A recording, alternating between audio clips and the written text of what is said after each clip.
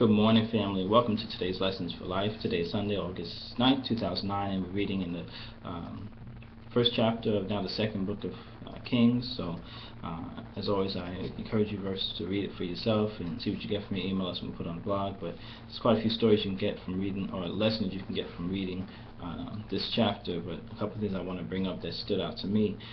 Well, we see here that the king Ahaziah, which, as we know before, they really turned their hearts from the Lord, and he becomes ill, and he sends a messenger to seek an answer from the God that they're serving, which is not the Lord God. And Elijah hears from the Lord and even says it to the messenger. He says, why do you have to go seek another God, or why are you going to seek another God? It's because you don't have the Lord God there. And I'll put it like this: it's because you don't have a relationship with the Lord God, so now you have to seek answers from someone else or something else.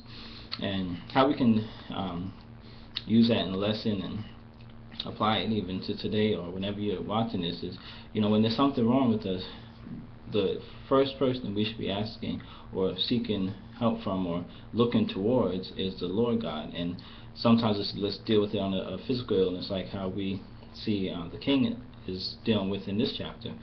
We may first want to seek advice from a physician or a doctor, and that's like asking someone else first before turn to the Lord God. What should I be doing to correct whatever is wrong with me?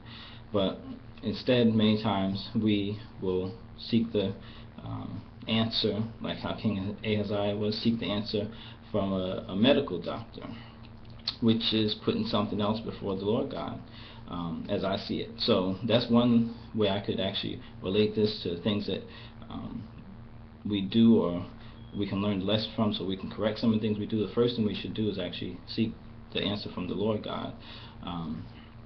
And then secondly, as you read through and you see the story of the captain over 50 going to Elijah, and then the fire consuming him, and then another captain over 50 and his 50 going to Elijah and the fire consuming him again. And then the third one, you see, does something different. He comes down, he falls down before Elijah, and he recognizes that first he's a man of God. And one lesson that we can get from even that story or portion of this chapter is just, these other two, especially the second one, they saw a pattern or a result of these people, the captain and his 50 going to Elijah and being destroyed. The second one came and did exactly the same thing and was destroyed. So the third one was wise.